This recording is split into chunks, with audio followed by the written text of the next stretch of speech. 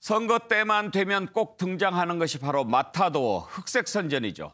근거 없는 사실을 조작해서 상대방을 중상모략하는 일. 그야말로 민주주의의 바이러스라고 할 수 있습니다. 이런 마타도어의 온상은 바로 가짜뉴스입니다. 최근 민주당이 이런 가짜뉴스를 뿌리 뽑기 위해서 언론개혁법안 처리에 나섰는데 오늘 뉴스메이커 민주당 미디어 언론 상생 TF 단장을 맡고 있는 노웅래 최고위원 만나보겠습니다.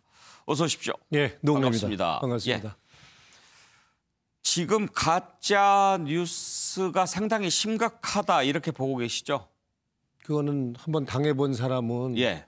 생사람 잡는다고 보는 거 아닙니까? 지금 우리 좀 인터넷 세상이 돼서 뭐 하나 뜨면은 빛의 속도로 가는 거 아닙니까? 예. 생산되는 동시에 예. 전 세계로 유통이 되는 거죠. 근데 과거에는 언론과 그러니까 라디오와 신문, 방송 정도가 했다고 그런다면 예. 지금 개인도 다 아무 얘기나 예. 예? 그냥 확증 평양이라고 그러나요? 보고 들은 대로 그냥 막 올려도 사실인 것처럼 다 나가는 거 아닙니까? 예. 당하는 사람 입장에서는 그거는 어떻게 지금 피해 구제 방법도 없고 그냥 발만 동동 구르고 심지어는 연예인 같은 경우는 그냥 못 참고 죽어나가는 맞습니다. 거 아닙니까? 그래서 이거는 이제는 이 가짜 뉴스, 그러니까 가짜 뉴스 이렇게 프레임을 정하다 보니까 그 용어 자체가 좀 불분명하고 논란을 일으키는 말이죠. 예. 사실상은 허위 왜곡 정보, 허위 조작 정보 이렇게 표현을 해야 되는데 그래서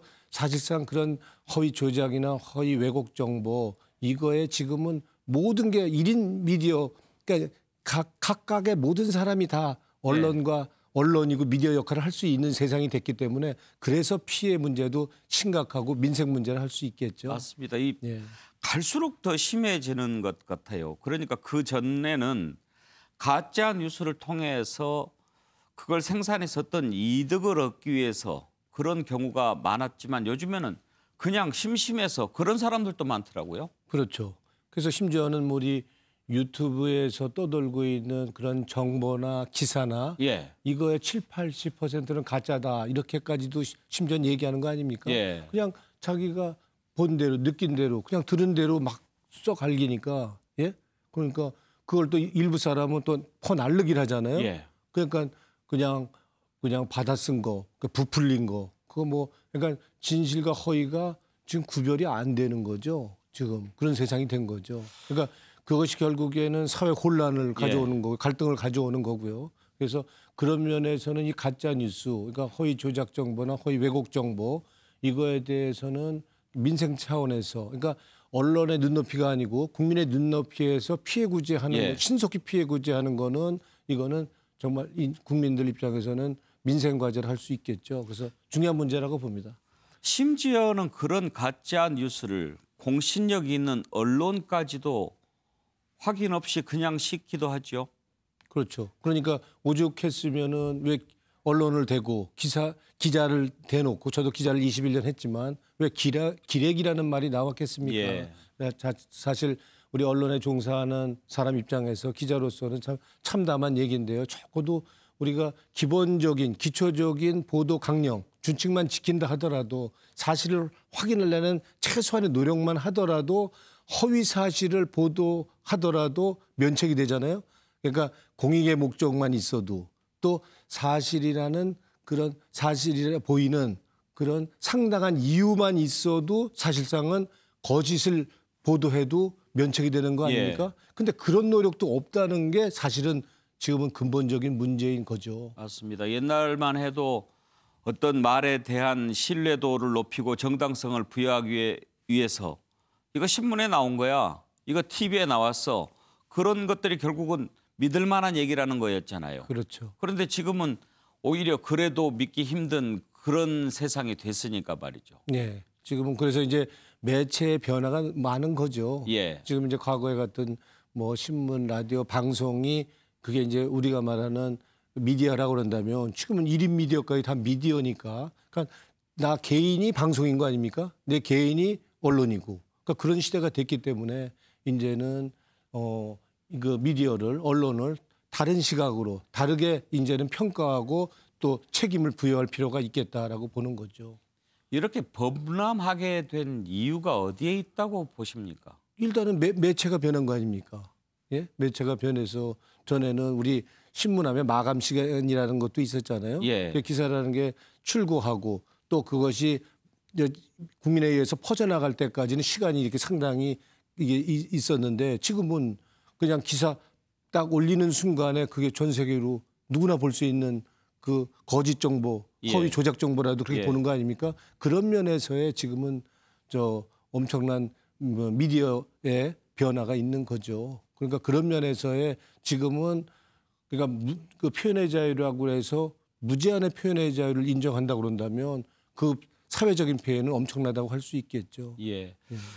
이제 법으로 그런 것을 해결을 해야 된다 할 정도로 상황이 심각하다고 보신 건데요. 예. 말씀하시니까 마크 트웨인이 했던 말이 생각이 납니다.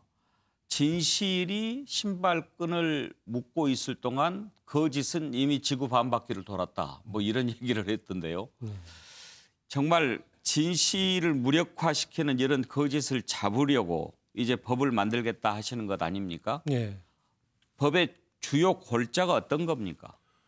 그러니까 지금 우리가 만든 법은 6개 법이에요. 예. 그러니까 이제 그 법을 따지면 또 3개 법이고요. 그러니까 이제 형법이 있고요. 그리고 이제 정보통신망법이 있고 언론중재법이 있죠. 그래서 이제 언론중재법으로 본다 그런다면 우리가 지금 다 이제 신문 이제 언론도 보지만 대부분 인터넷망을 통해서 이제 기사가 정보가 다 뜨는 거 아닙니까? 근데 거기가 뭐 댓글도 있고 기사도 있고 정보가 있는데 사실과 다른 허위 조작, 허위 왜곡 정보가 엄청 떠 있는 거죠. 근데 그게 내가 피해 당사자라고 그런다면 그게 허위인데도 내가 그거를 피해 구제 이걸 어떻게 막을 방법이 전혀 없는 거죠. 지금까지는. 그리고 지금 그동안 그런 피해 구제를 받을 수 있는 방법은 소송하는 방법이 있죠. 근데 소송을 하려면은 그 1년, 2년 걸리는 거 아닙니까? 사실은. 그리고 그 피해 구제를 하는 형법으로 보거나 정보통신망법으로 보면은 징역 7년 이하 그리고 5천만 원에서 1,500만 원까지 벌금을 물리게 되는데 우리 법원 현실은 그렇게 해서 실형을 주거나 벌금을 내린 전례가 거의 없어요. 찾아볼 수가 없어요. 보기 힘들어요. 없습니다. 그나마 민사소송으로 배상 판결을 받을 수 있거든요. 그것도 언론 상대로 그걸 만약에 민사소송을 거는 사람은 간이 큰 사람 아니에요. 그러니까 그 언제 또 피해 볼지 모른다, 갑질당할지 모른다라고 해서 참아 못하는데 그래도 소송을 거는 사람이 있다고 그러는데 그 사람의 3분의 1만 승소할 수 있습니다. 피해자가. 근데 배상금이 얼마냐? 평균이 500만 원입니다. 500만 원. 그러니까 대체적으로 요구하는 건 억대 이상인데 배상금 받아봐야 500만 원인 건데 요거를 지금 징벌적 손해배상이라는 게 지금 문제가 되고 있는데 이거를 지금 3배 정도 올리자. 3배요? 그래봐야 뭐 1,500만 원 아니에요? 1,500만 원인데 이거 이제 이 법을 만들었는데 이걸 갖고 지금 야당에서는 일부에서는 이거를 표현의 자유를 위축시키고 이거 언론에 재갈을 물리려는 게 아니냐 지금 이렇게 얘기를 하니까 그래서 만약에 그런 식이라고 그런다면 저도 언론에 몸담았던 기자 했던 사람의 입장으로서는 이거는 검찰이 지금 얘기하는 거랑 똑같다. 이거 무소불위의 권력 기득권을 계속 유지하겠다고 하는 거랑 똑같은 거 아니냐. 결국에는 언론의 성역으로 인정해달라. 취해복권을 인정해달라. 어디다 대고 언론에 대고 이런 식의 생각이 아니라면 지금 이렇게 1,500만 원 정도의 징벌적 손해배상을 하는 걸 갖고 이거를 피해 구제 차원의 문제를 보지 않고 그러니까 피해자들이 보는 국민의 눈높이에서 보는 피해 구제가 아니라 그냥 언론의 눈높이에서 보는 우리 언론이라는 게 우리가 기사 쓰는데 그걸 우리한테 피해 구제에서 3배 이상의 배상금을 물라 하는 거예요? 이건 말이 돼? 우리 그럼 기사를 어떻게 써? 지금 이런 식의 논리인데 이거는 지금 지나친 언론 쪽의 눈높이에서 보는 거다. 그러니까 이제는 국민의 눈높이에서 이제는 피해 구제도 봐야 된다 하는 측면에서 저희가 미디어 피해 구제 민생법이다 해갖고 낸 건데 이제 일부 지금 징벌적 손해배상법과 관련해서는 지금 이런 논란이 되고 있는 거죠. 표현을 위축시킨다, 뭐 탄압이다 이런 논란이 되고 있는 거죠. 피해 구제하는 당하는 쪽 입장에서 보면 지금 그 올렸다고 하는 3배 그것도 좀 양이 안 찰 것 같기도 한데 그럼에도 불구하고 지금 언론 쪽에서 반발이 상당하죠. 그렇죠. 지금 이제 우리가 말씀드린 대로 형법과 정보통신망법을 통해서는 7년 이하의 징역과 5천만 원 이하의 벌금도 물릴 수 있는데 그런 실제 사례가 없는 거고요. 배상금 받아봐야 500만 원이기 때문에 지금 상태로서는 피해자들이 이거 만약에 허위 조작 정보에 의해서 피해봐도 피해 구제할 방법이 없기 때문에 적어도 이제는 예방 효과, 억지력 효과라도 내기 위해서는 새로운 법을 만들어내서라도 지금은 허위 뉴스가 허위 정보가 너무 차고도 넘치고 범람하기 때문에 이제는 이걸 최소한의 책임을 지울 수 있는 이런 장치는 필요하다고 보는 거죠. 예. 국민 눈높이에서는. 예. 그래서 이제 저희는 이제 법을 만들었는데 일각에서는 또 다른 시각으로 보는 게 있는 겁니다. 혹시 그러면 징벌에 대해서 유튜브나 또는 대형 언론사나 차이가 좀 있습니까? 차이가 있다는 건 어떤 뜻으로? 그 징벌에 대해서 징벌의 강도가. 징벌의 강도가요? 예. 아니 또 같은 기준으로 하는 거죠. 같은 기준입니까? 같은 기준인데 이거를 인위적으로 이제 언론사에서는 자율 규제를 하길 원하거든요. 예. 그렇지만 피해자를 받는 사람 입장에서 표현의 자유를 과도한 침해다라고 보는 겁니다. 그래서 중립적이고 독립적인 기관인 언론중재위원회에서 예. 그리고 방송심의위원회에서 1차적인 심의를 해서 그거를 판단을 하도록 한 거죠. 그래서 거기서 판단해서 이거는 과도한 이건 허위 조작 뉴스다 정보다라고 판단이 되면 예. 뭐 댓글이면 댓글을 차단하는 거고 예. 정보면 정보를 차단할 수 있는 거 일시적으로 그리고 뭐 기사면 기사를 차단하는 거죠. 그래서 그 2차적인 최종적인 구제는 법원에 가서 판단을 받아야 되겠죠. 그런데 이제 가짜 뉴스다 아니다를 판정을 하는데 이런 문제가 있을 수도 있겠다 하는 생각이 듭니다. 예를 들면 박근혜 정부 때 십상시 문건이 있었지 않습니까? 네. 그런 경우에도 나중에는 많은 부분이 사실에 가까운 것으로 드러났는데 네. 그때 당시에는 권력의 힘을 이용해서 오히려 문건을 유포한 사람이 처벌받고 그렇게 되지 않았어요? 이게 예외적으로 악용의 소지가 있지 않느냐 이런 부분이 있는 거 아닙니까? 그러니까 결국에는 아까 말씀드렸던 것처럼 십상시 같은 거는 공익을 목적으로 하거나 사실이라고 볼 만한 상당한 이유가 있을 때에는 면책이 됩니다. 예? 그러니까 그런 부분이 있기 때문에 그리고 만약에 그 부분이 있는데도 그 이상의 또 악용을 할 소지가 있다면 그건 언론의 영역에서 그 악용하는 거에 대한 비판을 해서라도 그거는 우리가 막아줘야 된다고 봅니다. 선거를 앞두고는 그런 가짜 뉴스를 기반으로 한 흑색선전 이런 것들이 더 기승을 부리잖아요. 당연하죠. 뭐 마타도와 중상모략 이런 것이 뭐 판을 칠 테니까요.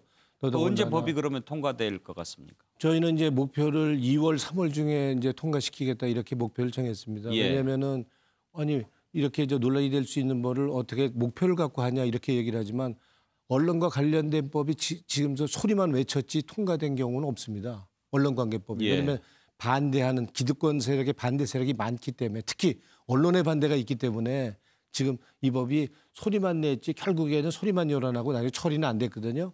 그런 면에 있어서 이제는 우리가 확실히 소리만 지르는 게 아니고 이건 국민 눈높이에서 만든 피해 구제를 위해 만든 법이기 때문에 책임지게 하겠다. 그리고 확실한 의지를 갖고 하겠다는 걸로 해서 목표를 정한 겁니다. 그래서 그냥 단순히 무슨 군사 전략하는 것처럼 얻은 목표까지 우리가 뭘 점령하겠다 이런 뜻으로 정한 목표가 아니라 확실한 이번에는 피해 구제를 하기 위한 법을 통과시키겠다, 처리하겠다는 의지를 담은 거고요. 그와 더불어서 책임을 지겠다 하는 뜻으로 2월, 3월까지는 처리하겠다 하는 목표를 정한 겁니다. 제가 보기에는 공감을 상당히 얻을 수 있을 만한 그런 법일 것 같긴 합니다만은 지금 언론 상생 미디어 TF단인가요? 그렇죠. 언론 쪽에서 이게 상생이냐 이렇게 비판하기도 하겠네요. 그러니까 이제 우리가 거기다 어떻게 언론과 상생이냐 이렇게 얘기를 하는데 보통 이제 그동안의 언론과 그 정치권의 관계는 일반적으로는 통제나 탄압이라는 게 의미가 일단은 이런 뜻으로 이제 관계가 돼 왔죠. 근데 적어도 이제는 언론과 이제 정치권도 이제는 건강한 긴장, 견제 관계. 그러니까 그러면서 상생이라는 게 끼리끼리 같이 간다는 뜻이 아니라 자기 자리에서 이제는 긴장되고 견제하는 그런 관계로 제자리에서 제 역할을 하는 그런 관계로 가는 의미에서의 상생이지 우리 같은 편으로 끼리끼리 같이 이익을 도모하자 그런 뜻에서의 상생이란 의미의 TF를 말하는 건 아닙니다. 현재 야당 반응은 어떻습니까? 야당 반응은 일단 김종인 대표를 포함해서 뭐 대변인도 그렇고요. 그냥 계속 표현의 자유 위축, 뭐 언론의 재갈 물리기, 탄압 이렇게 얘기를 하고 있거든요. 그래서 이거는 사실상 저 같은 경우에는 제가 기자를 21년 했고 노조위원장을 했던 사람의 입장에서는 이거는 그건 받아들일 수 없다. 적어도 그것도 언론의 눈높이나 기자의 눈높이거나 아니면 정치권의 눈높이를 본 것이지 실제로 이 가짜뉴스 때문에 발을 동동 굴르고 피해를 보고 생사람 잡혀 본 경험이 있는 사람이라고 그런다면 우리 정치권 같은 경우에 선거 때 많이 겪어보지만요. 그런 사람이라고 그런다면 저 피해구제법 뭐 저까지 1,500만 원 저거 한다고 해서 효과 있을 것 같지는 않지만 그래도 지금 있는 제도가 아무 효과가 없다 그런다면 그래도 한번 해봐야지 라고는 생각할 거라고 보는 거고요. 우리 정정보도도 예를 들면 그렇잖아요. 신문에 대문짝만 내놓고 또 방송에 대문짝만 하게 써놓고 정정보도 할 때는 한 줄 내는 거죠. 귀퉁이에 한 줄 요만큼 내는 거 아닙니까? 그게 피해구제가 됩니까? 그게 전혀 안 되는 거 아닙니까? 그래서 이제는 만약에 같은 지면에 같은 시간대에 같은 크기가 아니고 처음에 보면 같은 크기였는데 반 정도의 크기로 해서 정정보도 해라. 그래야지 중재가 되겠죠. 그렇지 않으면 중재 안 되고 다 법원으로 넘어가면 1년, 2년 걸릴 거고요. 피해 구제의 목적은 신속성이 최우선이죠. 신속히 구제 안 되면 다 기정사실화 된 다음에 구제 나중에 이렇다더라 해봐야 피해는 다 봤는데요. 그렇죠. 그래서 그런 의미에서 이번에 그 피해 구제법, 요 3법에 대해서는 좀 국민 눈높이에서 좀 이 피해 구제법을 좀 봐달라 이렇게 한번 말씀드리고 싶고요. 우리 김종인 대표나 야당에 대해서는 지금 법안 심의도 안 하고 있거든요. 지금 그냥 버티고 있는데 그냥 법의 내용을 보고 판단해 줬으면 좋겠다. 그래서 합리적인 의심, 합리적인 이의 제기를 한다고 그런다면 그거야 받아야죠 당연히요. 근데 그냥 보지도 않고 무조건 반대하는 식으로 무조건 반대도 한다고 그런다면 그거는 국회법 절차에 따라서 처리하고 책임을 져야 만약에 제가 책임져야 된다면 제가 책임을 지고 처리해야 된다. 저는 이렇게 봅니다. 알겠습니다. 오늘 여기까지 하고 혹시 법안이 통과되거나 그러면 또 한번 나와 주십시오. 고맙습니다. 고맙습니다. 노웅래 민주당 최고위원과 언론개혁법에 관해서 얘기 나눠봤습니다.